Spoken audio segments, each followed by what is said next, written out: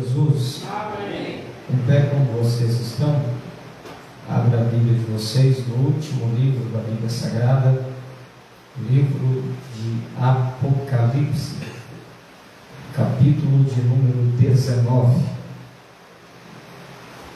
Livro do Apocalipse, capítulo de número 19. Louvado, engrandecido é o nome do Senhor Jesus. Apocalipse, capítulo de número 19.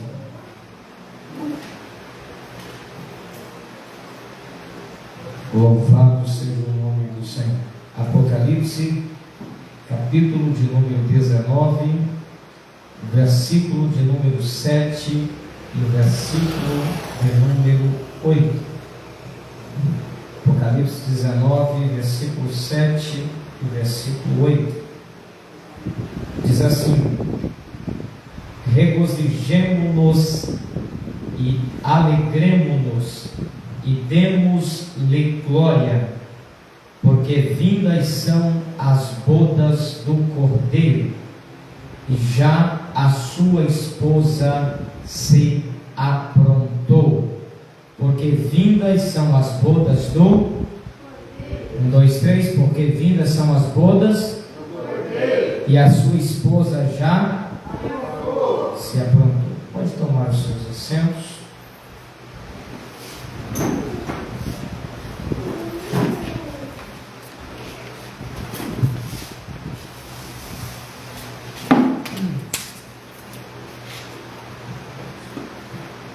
Meus irmãos,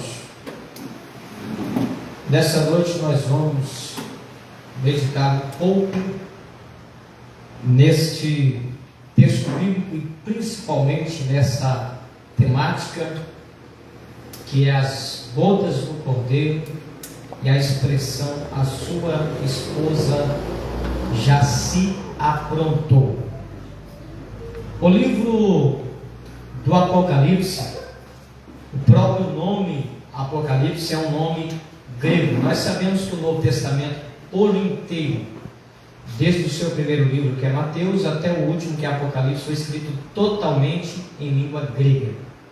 E as palavras foram traduzidas para o português, em algumas situações não foram traduzidas, mas foram transliteradas, ou seja, pegado o que está lá no texto grego e escrito em português. É o caso de Apocalipse. Apocalipse é uma palavra totalmente grega que foi aportuguesada, ou seja, foi transliterada para o português, mas não foi feita uma tradução dessa palavra. E a tradução da palavra Apocalipse é exatamente aquilo que aparece no capítulo 1, versículo 1, que diz: revelação de nosso Senhor Jesus Cristo. A palavra Apocalipse, ela significa literalmente isso: revelar, revelação ou descobrir. A ideia é que você pega algo que está coberto. Vamos exemplificar aqui com essa Bíblia. A exemplo disso aqui, a Bíblia está coberta, ou seja, é impossível que você saiba o que está aqui. Se você não sabe do que se tratava, você não sabe o que está aqui, a menos que alguém te mostre. E a palavra Apocalipse é exatamente você fazer isso aqui, ó. Tirar o véu que está tampando e deixar que se torne visível aquilo que estava encoberto. Essa é a ideia da palavra Apocalipse.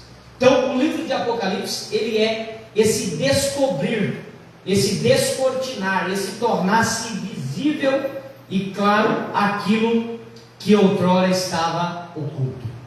Quando nós olhamos, por exemplo, para o livro de Deuteronômio, capítulo 29, versículo 29, diz que as coisas encobertas são para o Senhor e as reveladas são para os homens. Então nós observamos que quando Deus, lá no Antigo Testamento ainda, ele quis revelar alguma coisa do que estava por acontecer, ele revelou ao homem por nome de Daniel. E quando Deus, querendo revelar as coisas que futuramente aconteceria na terra, que ele se apresenta a Daniel e traz as revelações, ele dá uma ordem para Daniel no capítulo 12, dizendo: Daniel, fecha esse livro e sela estas palavras, porque isto não é para agora, mas é para o tempo determinado. O que é fechar o livro e selar as palavras? É exatamente pegar, vamos supor que esse é o livro, aonde estão todas as revelações que Deus disse para Daniel. Deus fala: Daniel, fecha o livro e sela. Era como se ele fizesse aqui, está feito, Senhor. Então o tempo vai passar e as pessoas não vão conseguir entender e saber o futuro, porque o futuro está encoberto, o futuro está encobertado, está coberto, está escondido. E aí quando nós chegamos no Apocalipse, é como se Deus dissesse assim, lembra, é como se Deus visitando o apóstolo João, e vale ressaltar que João estava, conforme ele mesmo diz no capítulo 1, versículo 10 de Apocalipse, que ele estava em uma ilha chamada Patmos, por causa da perseguição ao Evangelho. Quem entende um pouco da história do Novo Testamento sabe que um governador, um imperador por nome de Domiciano, ele havia lançado uma ordem que não era para ninguém adorar, ou venerar, ou obedecer, ou chamar de Senhor, ninguém que não fosse ele mesmo. E os cristãos, logicamente, não iam aceitar uma proposta dessa nunca. Então, os cristãos eles vão ir contra a ordem de Domiciano, e Domiciano vai então incriminá-los e condená-los a vários tipos de mortes, perseguições. E o apóstolo João, por sua vez, ele foi pegado e lançado na ilha que é conhecida como Ilha de Patmos, que está em Creta.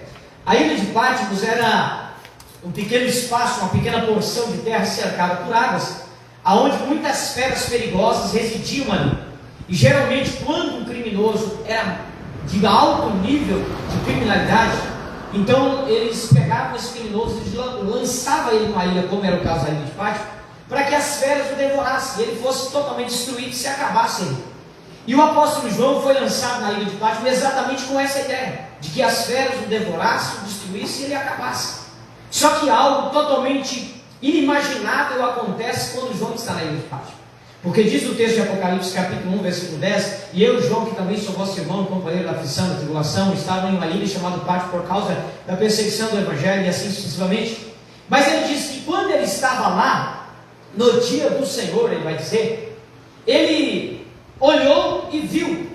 E quando ele olhou e viu, como era de se esperar que João estivesse vendo um leopardo, um leão, um urso, um animal perigoso, algum tipo de besta selvagem que tivesse vindo para o devorar, porque era para isso que ele foi lançado ali. Esse era o objetivo de Domiciano e sua equipe quando lançaram João ali.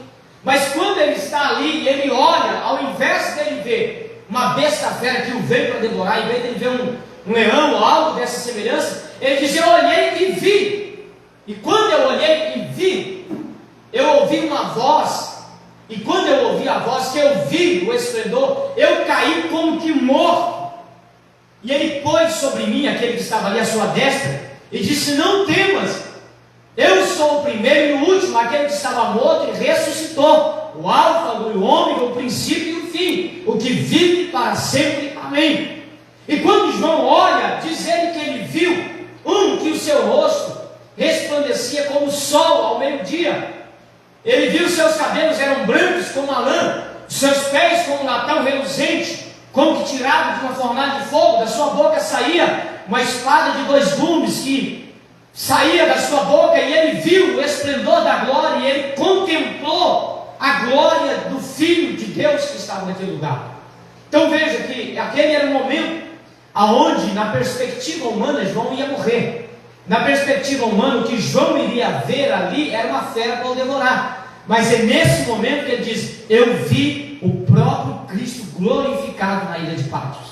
A ilha onde era para ele ter visto as feras que o devoraria, ele viu o Cristo glorificado, o Cristo vivo, ressurreto, que estava ali no esplendor da sua glória. Isso era Deus mostrando mais uma vez aquilo que ele mesmo já havia dito lá em Mateus capítulo 16, verso 18: eu edificarei a minha igreja e as portas do inferno não prevalecerão contra ela. Naquele momento Jesus estava dizendo para Domiciano, para todo o seu império, para todo o seu exército, em outras palavras, Jesus estava dizendo: Domiciano, Não adianta você se levantar contra a minha igreja. Não adianta você querer acabar com a minha igreja. Não adianta você querer perseguir a minha igreja. Não adianta você querer matar os meus ungidos. Porque quanto mais você tenta os destruir, mais eu mostro para eles a minha glória. Quanto mais você tenta os calar, mais eu revelo para eles a minha glória e a minha presença. Não adianta, porque as portas do inferno não irão prevalecer contra a igreja. Naquele momento que João está ali, ele vê a glória de Deus. E aí, irmãos, uma coisa que me chama a atenção: o capítulo 4, versículo de número 1. Quando João está na ilha de Patmos, aonde era para ele ser destruído, morto e acabado, ele diz assim: naquele momento eu ouvi como que uma voz, como que um troque de trombeta no céu. E ele diz: eu vi uma porta aberta no céu, e uma voz como de trombeta que falava comigo e me dizia: sobe aqui e mostrar-te-ei as coisas que depois dessas devem acontecer. Sabe o que João estava dizendo? Na ilha onde era para mim ter sido destruído, na ilha onde eles acharam que as feras iriam acabar comigo, uma porta se abriu para mim no céu, e uma voz me convidava para subir.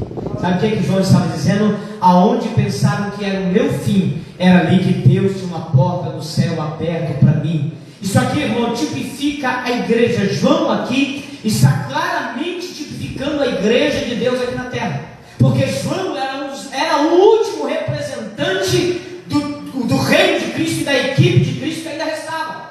Todos os outros 11 apóstolos haviam morrido, restava apenas um, que era João.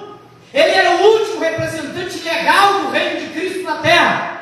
E quando Domiciano, com a sua equipe, pensou que o último representante da igreja estava destruído, quando eles tentou lacrar as portas, fechar, destruir e acabar com o último representante legal da igreja, que era João, João estava dizendo: uma porta para mim se abriu no céu, e uma voz como de trombeta me chamava para subir. Era Deus em uma forma simbólica, dizendo para mim, dizendo para você e dizendo para nós: quando tentarem de todos os lados fechar a porta para a igreja, quando tentarem de todos os lados lacrar a porta para a igreja, quando o mundo de todos os meios e formas tentar acabar com a igreja, quando todas as portas se fecharem aqui na terra para a igreja, quando lacrarem de todos os lados e olharem e dizer: cadê a igreja? A igreja vai se acabar, a igreja vai perecer, a igreja vai terminar em nada.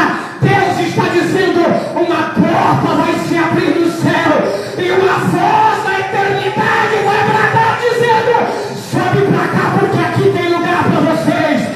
Sobe para cá, porque aqui tem espaço para vocês. Fecharam para vocês na terra, trancaram as portas para vocês na terra, lacraram todos os lugares para vocês na terra. Não se preocupe, acabou o espaço na terra, mas há uma porta aberta para vocês no céu. É momento de desgarrar da terra e subir, porque o céu já está aberto para te receber na eternidade. Aleluia. É Deus falando de forma simbólica com a sua igreja, que quando as portas se fechar para nós aqui, Deus vai abrir uma porta para a igreja do céu. A voz como de trombeta falava comigo dizendo: sobe aqui e eu vou te mostrar. O apóstolo Paulo em 1 Tessalonicenses 4,16 diz: o mesmo Senhor descerá do céu com alarido, com voz de arcanjo e a trombeta de Deus. Os que morreram em Cristo ressuscitarão primeiro, e depois nós, os que estivermos vivos, seremos arrebatados para encontrar o Senhor nos ares, e assim estaremos para sempre com o Senhor. Deus está dizendo através da sua palavra: quando as portas se fecharem aqui, a porta da eternidade vai se abrir, a voz de trombeta vai soar, e nós seremos arrebatados para sempre com o Senhor. Quantos têm essa esperança? Levante a mão e glorifique ao Senhor nesta noite. Louvado seja o nome de Jesus. E quando eu disse a vocês que Deus diz para Daniel: fecha o livro, sela ele. Isso aí não é para agora, é para o final. Isso não é para agora, é para o fim. E aí agora no capítulo 4, versículo 1, Deus diz: João, sobe aqui e eu vou te mostrar. Sabe o que Deus está dizendo? Eu vou tirar a cobertura do livro, aquilo que eu mandei deixar selado e coberto, porque não era para aquele momento. Agora eu vou abrir. Agora eu vou escancarar as portas. Agora eu vou trazer notoriedade, eu vou trazer a claro. Sabe o que Deus está dizendo? Eu vou revelar, é o Apocalipse. Eu vou revelar as coisas que vão acontecer. Eu vou revelar aquilo que está por vir. Eu vou revelar aquilo que vai acontecer no futuro. Aquilo que estava encoberto, eu vou abrir. E depois que foi aberto, Deus diz para João no capítulo 22 de Apocalipse: não feche esse livro e nem cele essas palavras, porque o tempo está próximo. Aleluia! Apocalipse 22 e 10: não cele o livro, não feche as palavras, porque o tempo está próximo. Versículo 11: quem é limpo, limpe-se mais ainda. Quem é puro, se purifique mais. Quem é sujo, se suje mais ainda. 22 e 12 ele diz: eis que cedo venho e o meu galardão está comigo para dar a cada um segundo as suas obras. Deus está dizendo: eu vou clarear, eu vou abrir. Aquilo que eu mandei fechar no Antigo Testamento, agora eu vou mandar abrir, eu vou abrir tudo. E aí, irmão, João chega no céu. E quando João sobe pela porta que está aberta no céu, e ele chega lá, ele vê todo mundo chorando. Como é que choro é esse no céu? E aí todo mundo chora, um chora, outro chora. Ele diz: mas por que todo mundo está chorando? Ele diz: porque não tem ninguém que é digno de abrir o livro e desatar os selos, porque Deus mandou Daniel fechar o livro e atar com os selos. Aí João disse que ele viu lá no céu alguém dizendo: não tem ninguém que é digno de abrir o livro, desatar os selos, romper o selo. Ninguém tem como saber o futuro, está tudo lacrado. Mas de repente ele olhou e viu o leão da tribo de Judá, a raiz e a geração de Davi. Diz a Bíblia que alguém olhou e disse: João, não chores. Eis aqui o leão da tribo de Judá, aquele que foi morto e reviveu, que é digno de abrir os livros e desatar os seus 7 selos. Eis aí aquele que é digno de abrir. E chegou Jesus de Nazaré, aquele que foi crucificado no Calvário, ressurreto, e começou a abrir o livro. Aleluia! Começou a abrir o livro que estava selado. Começou a desatar os selos.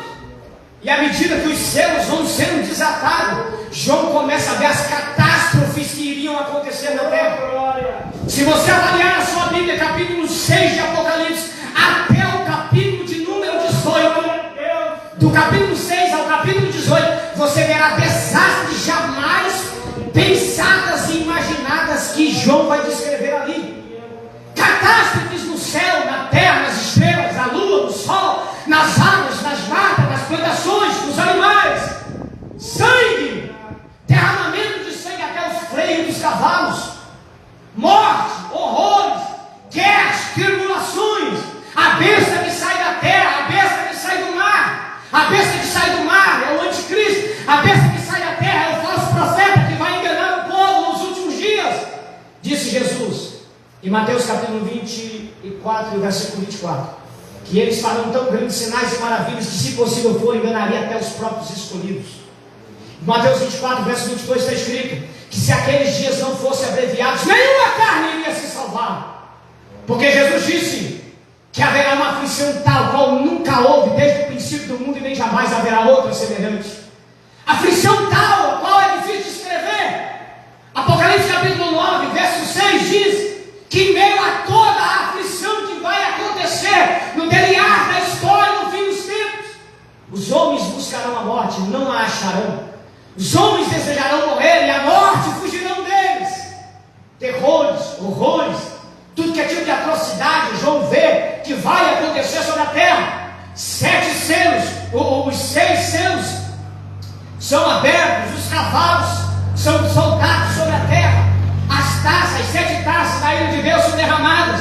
As 7 trombetas é tocada no céu. E a cada toque de trombeta que é feito, desastres e mais desastres acontecem na terra. Perseguições contra o povo de Deus. Todos os tipos de humilhações e perseguições, dores, angústias e guerras, João vê acontecer aqui na terra. E se você avaliar do capítulo 6 até o capítulo de número 18, você só vê destruição acontecendo na terra. Só vê catástrofes em cima de catástrofes, lutas, problemas, aflições, angústia, choro, pranto, dores na terra. Só que aí, eu já caminho para nós terminarmos daqui a pouco, no capítulo 19 que eu tomei, e o versículo de número 1, João diz assim, olha para mim, João diz assim, e vi no céu. Ele viu na onde? No céu. Ele viu na onde? No céu. Ele viu na onde? No céu. Do capítulo 6 ao 18 ele diz, eu vi na terra destruição, eu vi na terra mortes, eu vi na terra as aflições, eu vi na terra todo tipo de maldades, eu vi na terra todo tipo de destruição, todo tipo de humilhação, todo tipo de catástrofe. Mas no capítulo 19 ele diz, agora eu olhei e vi no céu. João estava onde aqui, irmão? Estava no céu. Capítulo 4 ele subiu no céu. Do céu ele percebe, do céu ele vê, ele enxerga e ele contempla as destruições que virão sobre a terra. Até o capítulo 18 ele contempla todas as destruições que virá. Mas no capítulo 19 ele tira a visão dele da terra e ele volta a visão dele para dentro do céu, aonde ele está. E quando ele tira a visão dele da terra e volta a visão do céu, ele diz, eu vi no céu uma multidão estava ali reunida junto com os 24 anciões, e a multidão que cantava, santo, santo, santo é o Senhor, exaltava e glorificava a Deus. E ele diz que essa multidão foi vestida, versículo 8, de linho fino, púrpura e branco, e eles foram colocados para aguardar o momento. Capítulo 19.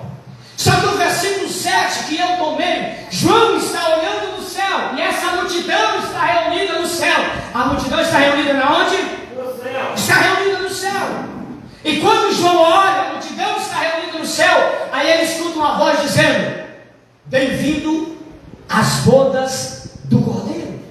Bem-aventurados são aqueles que são chamados para as bodas do Cordeiro, porque é chegada as bodas do Cordeiro, e a sua esposa já se aprontou. Preste atenção. O que é as bodas do Cordeiro? O que são as bodas? As bodas é festa de casamento. Quando a pessoa iria se casar, preste atenção, quando uma pessoa iria se casar, aí em Israel, o rapaz ia na casa do pai da moça, com quem ele queria se casar. Conversava com o pai dela e fazia uma negociação de casamento, um contrato de casamento. Depois do contrato feito, ele pagava para o pai da moça uma indenização que é chamada de dote.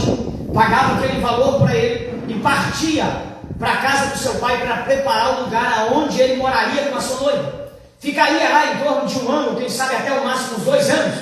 Era o tempo que ele usaria para preparar o local. Depois de o local preparado, ele não sabia quando é que ele voltava para realizar o casamento. E não era ele quem decidia quando ele voltaria, mas era o pai. O pai iria observar quando ele estivesse pronto. Quando ele estivesse pronto, o pai dizia, agora você está pronto, pode retornar para poder executar o casamento.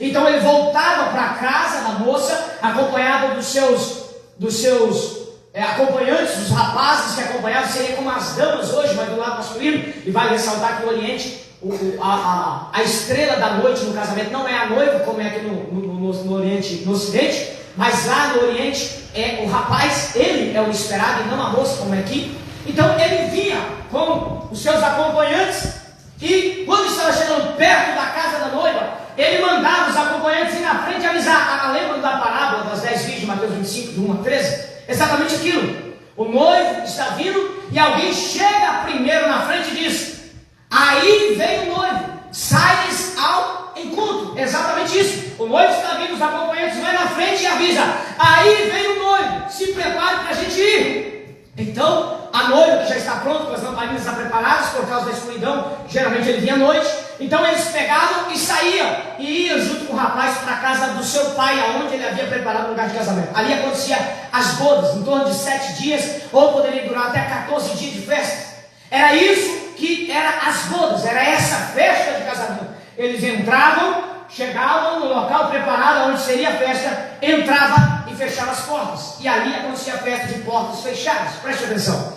Jesus, quando ele estava aqui, ele se equiparou a esse noivo em muitos dos seus detalhes. Preste atenção. Primeiro detalhe, o noivo é quem vai na casa da noiva. Jesus saiu do céu e desceu para a terra, aonde ele vai se enlaçar em casamento com a noiva, que é a sua igreja. Então ele saiu da casa do pai e ele veio para a casa da noiva. Quando o rapaz vinha, primeiramente ele conversava, ele fazia o contrato, ele fazia os combinados. Jesus, quando ele esteve aqui, ele deixou o seu contrato, ele deixou o seu combinado, ele deixou a sua proposta. Está na Bíblia a proposta de Jesus para aqueles, como diz Mateus 16, 24: se alguém quiser vir após mim. O que é isso? Ele está dizendo: eu quero fazer um combinado. Alguém quiser vir, o combinado é esse. Ele faz o combinado, renuncia-se a si mesmo, toma a sua cruz e me siga. Esse é o acordo. Então ele veio como noivo na casa da noiva, fez o seu combinado, e aí teria que pagar o dote, a indenização. Jesus vai para o Calvário como uma forma de pagamento, e quando ele está no alto do Calvário, já em torno de 3 horas da tarde, pregado na cruz, pegaram o vinagre e trouxeram até a boca de Jesus. E na cruz do Calvário, quando ele provou o vinagre, diz João, no capítulo 19, versículo 30, que no alto da cruz, quando ele provou o vinagre, ele exclamou dizendo: tudo está consumado. A palavra tudo está consumado significa: o valor está pago, todo o valor está pago, toda a dívida está coberta. Jesus, no alto do Calvário, ele estava dizendo: eu desci para a casa da noiva, eu já fiz o meu contrato, eu já estou terminando de pagar o meu dote. Aí ele diz em João 14, versículo 1, 2 e 3: não se turbe o vosso coração, credes em Deus e credes também em mim. Lá na casa de meu pai, da onde eu vim, tem muitas moradas. Se não fosse assim, eu vos teria dito, pois eu vou preparar-vos lugares. Se eu for e vos preparar lugar, ele diz: eu virei outra vez e vos levarei para mim mesmo, para que aonde eu estiver, vocês estejam também. Ele está dizendo: eu sou o noivo, desci da casa do pai, vim aqui, firmei o contrato, assim como o noivo não sabia a hora de voltar, é o pai que determinava. Ele diz em Mateus 24 e 36, daquele dia e hora ninguém sabe, nem os anjos do céu, nem eu mesmo que sou filho, mas unicamente meu pai. Ele estava dizendo: assim como o noivo, eu desci, bati o combinado, fiz o contrato, não sei quando eu volto, mas uma coisa eu vou fazer: vou para o Calvário, vou pagar o valor do dote, vou pagar toda a dívida, vou deixar tudo quitado e vou suprir. E quando eu for para a casa do pai, eu preparo o lugar, e quando o lugar estiver preparado, eu retorno. E quando eu retorno para casar. Quando eu retorno para pegar a noiva, levar para casa e festejar. Eu retorno para buscar os meus, levar para casa e fazer festa. Apocalipse capítulo 19, verso 7, está escrito: é chegado as bodas. O que é as bodas? O que é as bodas? A festa do casamento.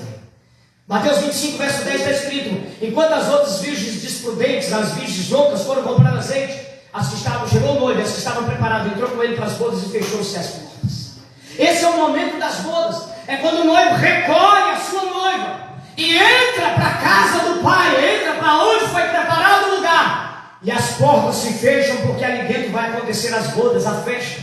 Apocalipse 19, 7 está escrito: é chegado o momento das bodas, o momento da festa.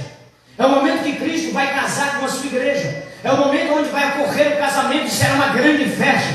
Oh, que grande festa! Jesus disse que nessa grande festa nós nos assentaremos à mesa. Aqui, nós muitas vezes somos servidos por alguém, como no dia da ceia, que às vezes nós temos o capricho de às vezes pegar o pão, o suco e servir para os irmãos. Mas lá, Jesus diz assim: naquele dia virão do Oriente, do Ocidente, do Norte, do Sul, assentar-se à mesa.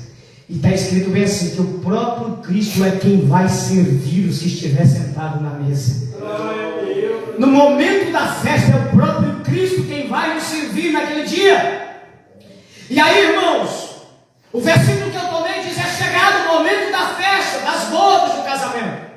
Mas diz assim: a noiva já se aprontou, já se preparou. Veja que o momento da festa chega e a noiva já está. A noiva já está? A noiva já está? Já está pronta, ela já está preparada. A noiva já está preparada para celebrar esse momento de festa, para celebrar esse momento de gozo, de festividade.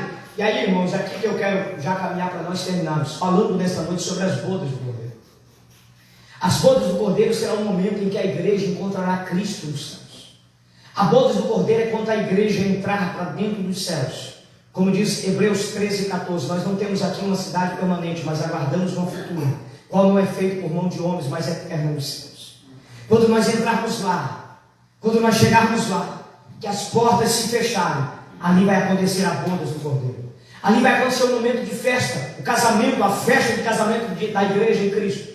Mas para isso acontecer, diz o texto, que a noiva tem que se aprontar. A noiva precisa estar pronta. A noiva precisa estar preparada. E aí nessa noite, para nós terminarmos, eu quero falar sobre 3 características da noiva que vai participar dessa festa. 3 características da noiva que vai estar lá para ceiar a festa das bodas com Cristo. A primeira característica, a segunda e a terceira, ambas estão no texto de Tito, capítulo 2, versículo 14, que diz: Ele a si mesmo se deu para nos purificar de toda a imundícia e preparar para si um povo seu, aí ele diz, especial, zeloso e de boas obras. Vamos lá, especial, zeloso e de boas obras. Vamos lá, 1, 2, 3 para vocês? Essas são as 3 características da noiva que vai se casar com Cristo e festejar com Ele nas bodas. Primeiro, Estevam, por favor, toma essa cadeira aqui perto de mim. Primeira característica da noiva que vai participar dessa festa, ela é especial. Ela é especial. E aí muitas pessoas não entendem o que é uma noiva especial. E eu vou explicar para vocês rapidamente. A palavra especial no grego é periousios, que significa algo que é particular, algo que é peculiar, pessoal e exclusivo de alguém. O que é uma noiva especial? O que é uma igreja especial? É uma igreja que ela é particular, ela é exclusividade de Cristo. O que isso significa, irmãos? Que a primeira característica da noiva que vai celebrar a festa com Cristo naquele dia, ela é especial, ela é particular, propriedade exclusiva de Cristo. O que isso nos quer dizer? Isso nos revela que a noiva de Cristo que vai morar com Ele no céu, que vai festejar a festa com Ele no céu, ela pertence única e exclusivamente a Cristo. Essa é a primeira característica da noiva que vai se casar com Cristo nesse dia. Ela é algo exclusivo de Cristo. O que isso nos ensina, irmãos? O que é uma igreja exclusiva de Cristo? É uma igreja que ela não está dividida com ninguém. É alguém que não está dividido com ninguém. A primeira característica da noiva que vai ser arrebatada é ter exclusividade para Deus. O que é ter exclusividade para Deus, irmãos? É viver só para Ele, é cantar só para Ele, é fazer só para Ele, é adorar somente a Ele, é se dobrar somente diante dEle, é servir somente a Ele. A primeira característica da igreja do arrebatamento é ser especial, é ser exclusividade de Deus, é ser algo que foi reservado somente para Deus. E aí, irmãos, Jesus diz em Mateus capítulo 6 e o versículo 24: não podeis servir a 2 senhores ao mesmo tempo. Ou há de amar a um e odiar o outro, ou odiará um e honrará o outro, ou vice-versa. Aí Jesus diz: não podeis servir a Deus e amar a Mamon. Veja que Jesus está dizendo: é impossível você servir 2 coisas ao mesmo tempo. É impossível você conseguir pertencer aos 2 reinos na mesma hora. É impossível você estar dos 2 lados no mesmo momento. A primeira característica da igreja do arrebatamento é que ela é especial. Ela é exclusividade de Deus. Ela não pertence uma parte para Deus e outra parte para o mundo. Ela não pertence uma parte para Deus e outra para Satanás. A primeira coisa que nós temos que entender pela Bíblia é que não conseguimos servir a 2 ao mesmo tempo. Ou servimos um ou servimos o outro. Ou somos servos de Deus ou somos servos do diabo. Ou somos servos de Cristo ou estamos aliançados com Satanás. Ou estamos na dispensação do reino de Deus ou estamos à mercê das trevas e do inferno. Ou estamos caminhando para a eternidade com Cristo, ou estamos caminhando para um lago que arde com fogo e enxofre. A primeira característica da igreja do arrebatamento, ela é exclusiva de Deus. Ela entende que não tem como adorar dois ao mesmo tempo. Segundo, não pode participar de duas mesas na mesma hora. 1 Coríntios 10:21 está escrito: não podeis beber o cálice do Senhor e o cálice dos demônios, e nem podeis ser participante da mesa de Deus e da mesa dos demônios. Sabe o que é isso? Exclusividade. Ou bebe o cálice de Deus, ou bebe o cálice de Satanás. Ou participa da mesa de Deus, ou participa da mesa do diabo. Isso é exclusividade, ou bem de um lado, ou bem do outro, ou bem aqui, ou bem lá. Essa é a primeira característica da igreja do arrebatamento. É exclusividade para Deus, é ser exclusiva de Cristo, porque não existe comunhão entre o mundo, entre o diabo, entre o inferno e os céus. Não existe. Diz o apóstolo Paulo, 2 Coríntios capítulo 6, verso 15, que comunhão existe entre Cristo e Belial. Versículo 16, que concórdia entre o templo de Deus e o templo de Satanás. Não existe comunhão entre o que é de Deus e o que é do diabo. Não existe comunhão entre as coisas do reino dos céus e as coisas do reino das trevas. Diz o texto de 1 João capítulo 1, versículo 5: Deus é luz, e nele não há sombras de trevas nenhuma. Versículo 6: se alguém diz que tem comunhão com ele e anda em trevas, esse tal é mentiroso e nele não está a verdade. Deus é um Deus de exclusividade. Deus é um Deus exclusivista. O apóstolo Tiago escreve dizendo: não sabeis que o Espírito que em vós habita tem ciúmes? Você sabe o que é o Espírito de ciúme? O Espírito não suporta um crente no meio da bebedeira. O Espírito não suporta um crente lavado no sangue de Jesus no meio das festas mundanas. O Espírito não suporta um crente que usa a boca para cantar hino e ficar cantando música. O Espírito não suporta os olhos que veem as mensagens e lê a Bíblia Sagrada e ficar olhando pornografia. O Espírito não suporta os ouvidos que ouvem adoração, que ouvem glorificação, ficar com a caixa de som do lado ou com o fone de ouvido na cabeça, escutando música de Satanás do mundo. As coisas de Deus e as coisas do diabo são separadas. A mesa do diabo e a mesa de Deus são divididas. Existe uma parede que divide uma da outra, e não tem como ficar de um lado e ficar de outro. E se alguém tentar ficar, causa mau estômago em Deus. Se alguém tentar ficar, causa mau estômago no Criador. Quem disse isso foi ele mesmo. Apocalipse capítulo 3, verso 15. Ele diz: eu conheço as tuas obras, ó igreja de Laodiceia, e eu sei que você não é fria e nem é quente. Ou seja, você não está nem fora e nem dentro. Mas ele diz: mas és morna. E ele diz: quem me dera se você fosse logo fria ou fosse logo quente. Mas porque, versículo 16, porque você é morna, eu vou te vomitar da minha boca. Ele está dizendo: você está me dando mau estômago, eu estou sentindo mal com você, e eu terei que te jogar para fora. A primeira característica da igreja, irmãos, que vai participar das bodas de Cristo, ela é a exclusividade de Deus. Ela vive na exclusividade de Cristo. Ela se reserva como uma noiva virgem que se reserva para o seu esposo. Assim é a igreja do arrebatamento. Não confunda e não vos deixeis se confundir. Muitos de nós não sabem falar sim e nem sabem falar não. Nós ficamos no meio termo para não chatear as pessoas, para não dispensar alguma coisa que a gente pode ter algum tipo de interesse. Mas Jesus diz em Mateus capítulo de número 5 e versículo de número 37: seja porém o vosso falar sim, sim, ou não, não. O que passa disso é de procedência maligna. A igreja, ela tem que ter uma posição fixa. É sim ou é não? É sim ou é não? É aceitável ou não é aceitável? Não tem como a igreja viver no meio termo. Não tem como a igreja viver uma vida dupla. A primeira característica da igreja do arrebatamento é a exclusividade. É um povo especial. Não vai subir para o céu um povo que não é especial.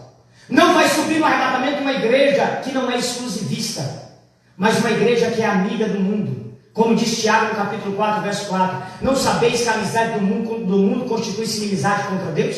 Portanto, se alguém quiser ser amigo deste mundo, se torna um inimigo de Deus. Sabe o que Tiago está dizendo? A igreja ela é exclusivista, ela não se mistura, ela não se contamina, ela não se alianceia, ela não faz contrato com este mundo, ela não faz compromisso com essa terra. Como disse Paulo em Colossenses 3:2, pensamos nas coisas que são de cima e não nas que são de baixo. Um dos primeiros problemas e maiores problemas da nossa atualidade é que as pessoas não querem ser mais exclusividade de Deus, não querem se reservar exclusivamente para Deus. Elas querem servir a Deus, mas de forma dupla. Elas querem servir a Deus, mas de forma dividida. Querem servir a Deus, mas sem se afastar do pecado. Querem servir a Deus, mas sem deixar os prazeres lá fora.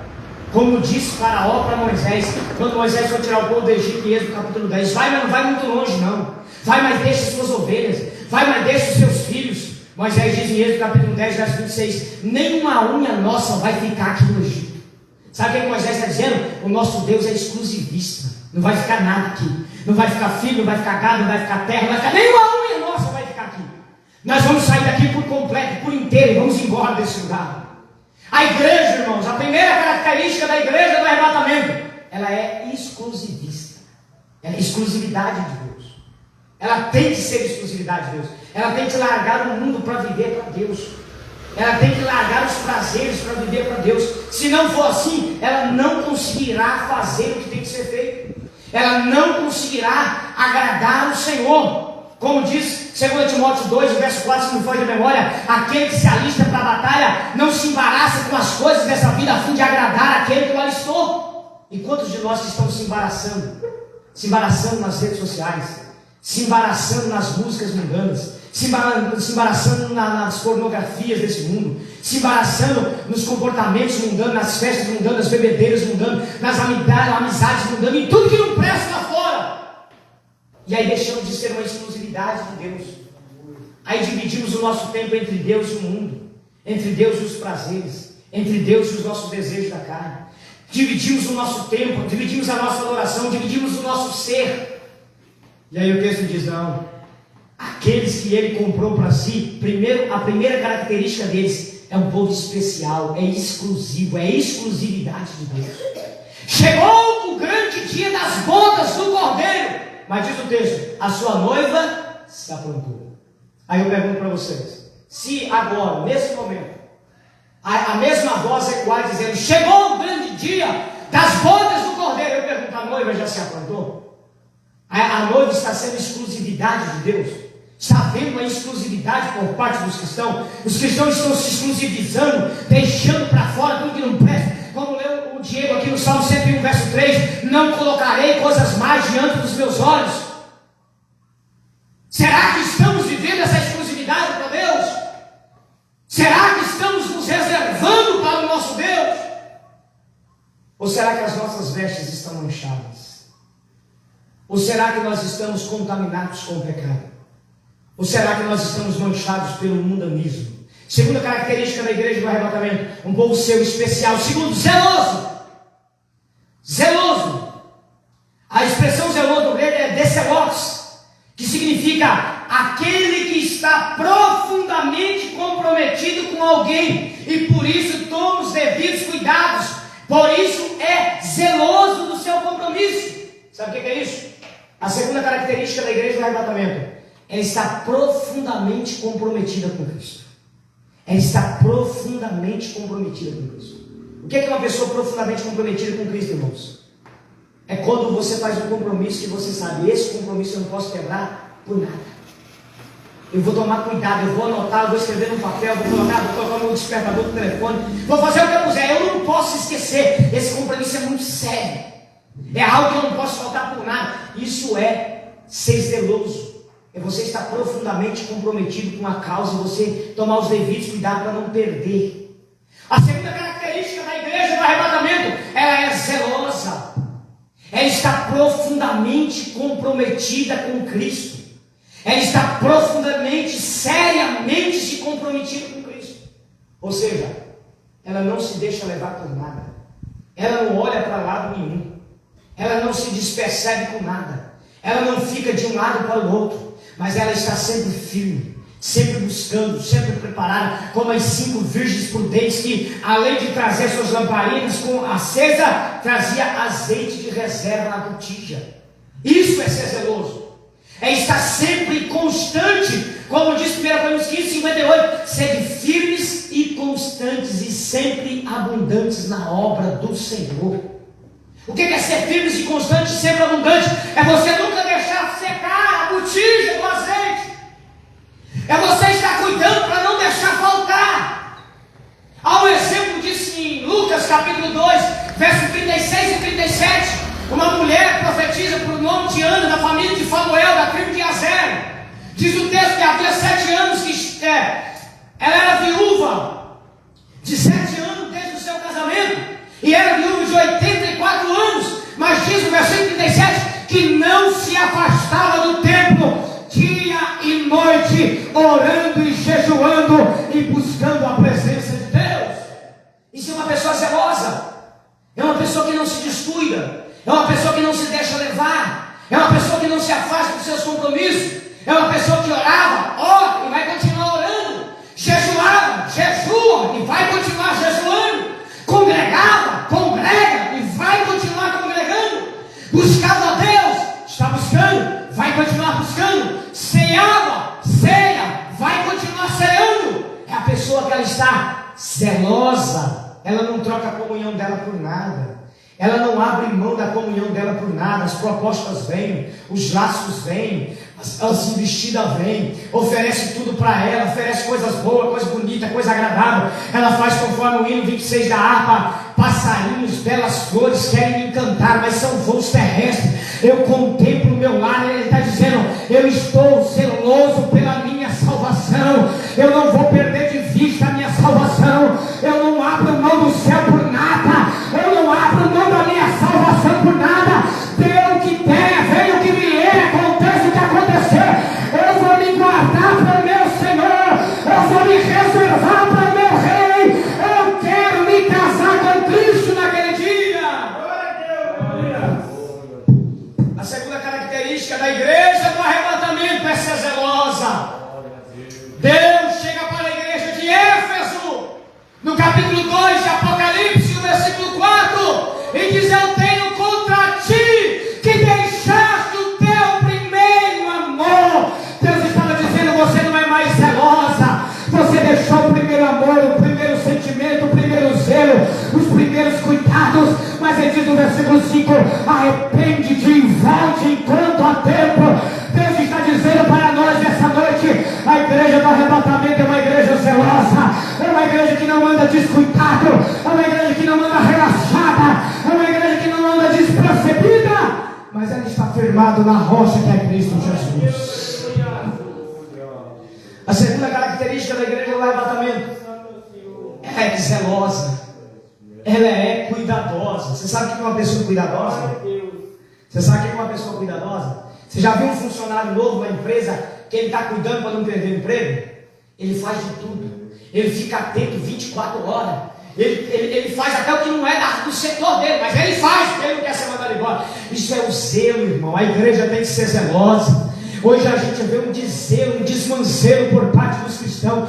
Fala o que vem na boca, pensa o que tiver de pensar, olha na onde quiser olhar, vê o que quiser ver, assiste o que quer assistir, anda do jeito que quiser andar, veste o que quiser vestir, usa o que quiser usar, anda e não está nem aí com nada. É uma falta de zelo terrível. Essa não é a igreja do arrebatamento. A igreja do arrebatamento, ela é especial, ela é exclusivista, ela é zelosa, ela é cuidadora, ela não se deixa levar, ela não se contamina, ela está de vestes brancas aguardando o arrebatamento da igreja. Segunda característica da igreja do arrebatamento, que vai estar nas bodas daquele dia: é uma igreja zelosa, é uma igreja cuidadora, é uma igreja que não se deixa contaminar, é uma igreja que não perde a ponta da linhada, é uma igreja que cuida do que fala, cuida onde anda, cuida onde pisa, cuida do que olha, cuida do que assiste, cuida do que compartilha, cuida do que conversa. O crente que tem o temor de Deus, a Bíblia diz em Malaquias capítulo 3, verso 16, que aquele que temia o Senhor foi colocado um memorial diante de Deus, e tudo que ele falava estava anotado. Eu quero dizer para você: a igreja do arrebatamento é uma igreja zelosa, ela não é uma igreja relaxada, ela não é uma igreja descuidada, ela não é uma igreja desmancelada, ela é uma igreja fiel ao Senhor. Estamos vivendo em uns dias onde a maioria dos crentes não se preocupa mais com o que fala, xingamentos, mentiras, enganos e falsidades, palavras desnecessárias e horrendas, muitas vezes brincadeira com o nome de Deus, com os dons espirituais, com as coisas eternas e celestiais de Deus, o tempo todo na boca dos cristãos. Isso, irmãos, é um povo que está desrelaxado, vivendo a vida relaxadamente. Mas a igreja do arrebatamento não, ela é uma igreja que ela é especial e zelosa.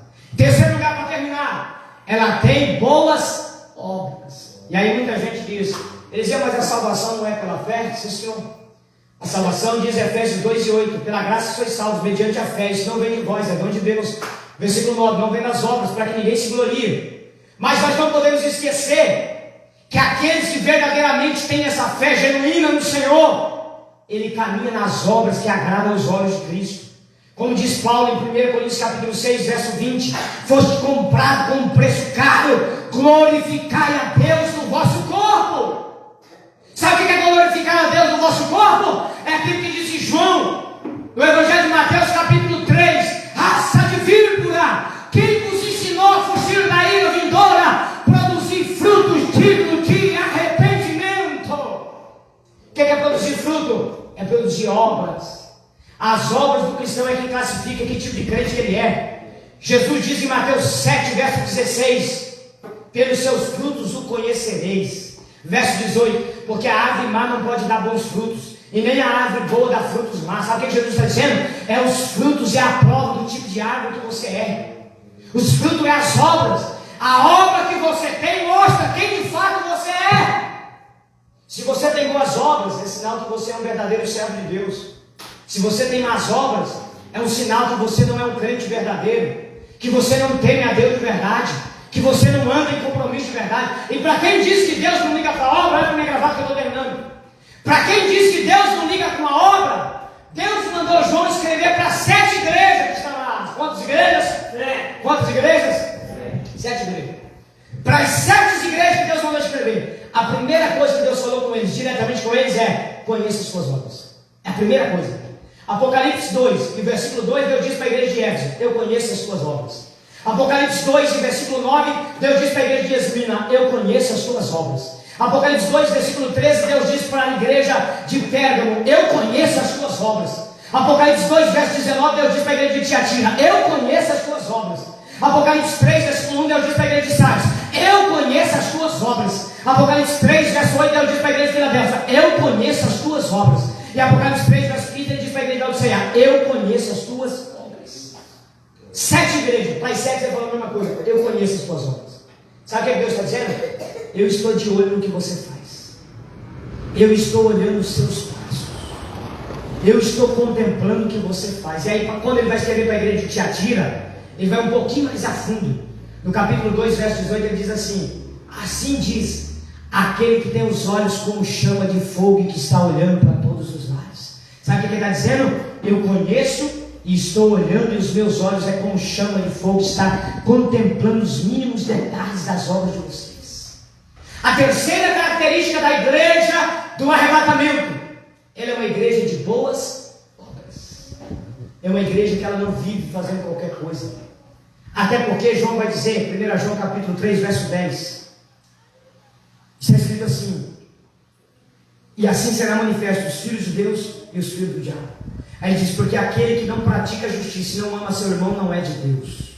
Sabe o que João está dizendo? As obras é que mostram se você é de Deus ou se você é do diabo. É as suas obras que provam de que lado que você está.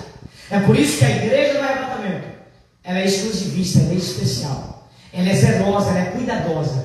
E terceiro, as obras delas são boas. Aí pergunto para você nesta noite: você está enquadrado nas características da igreja do arrebatamento? Você vive uma vida exclusiva para Deus? Você tem tomado zelo, cuidado para não perder a sua salvação? Apocalipse 2 e 10 está escrito: ser fiel até a morte, e eu te darei a coroa da vida. Apocalipse 3 e 11: eis que cedo venho, guarde o que você tem, para que ninguém tome a sua coroa. Convido você a estar de pé.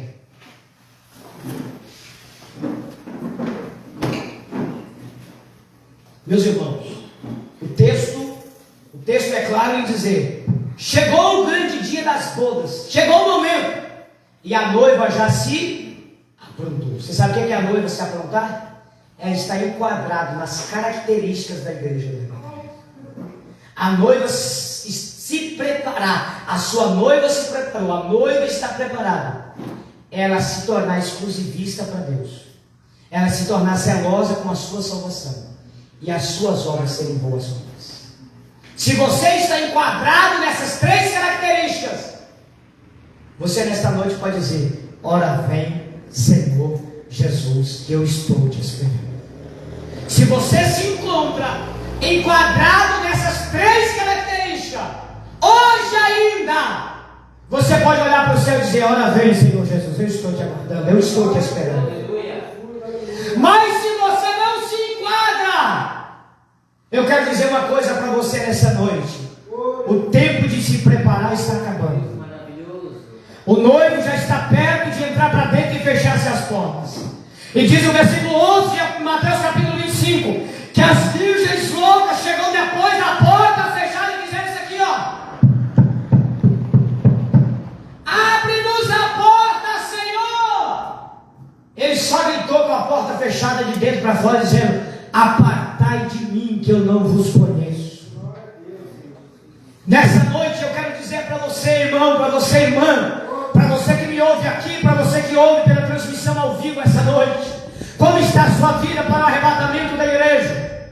Antes do noivo chegar, vem quem na frente? O amigo do noivo gritando desesperado, dizendo: aí vem o noivo, sai-lhes ao encontro. Sabe o que é isso? Sabe quem é o amigo do noivo? O amigo do noivo essa noite sou eu. O amigo do noivo domingo passado foi o Joabe. O amigo do noivo domingo que vem vai ser outra pessoa. Não importa quem seja, mas tem um amigo do noivo que está gritando, dizendo: aí vem o noivo, se prepare. Aí vem o noivo, se prepare. Aí vem o noivo, se prepare. E eu quero te perguntar nessa noite: está tu preparado para entrar para as bodas do Cordeiro? Está tu preparado para entrar para as bodas do Cordeiro nessa noite?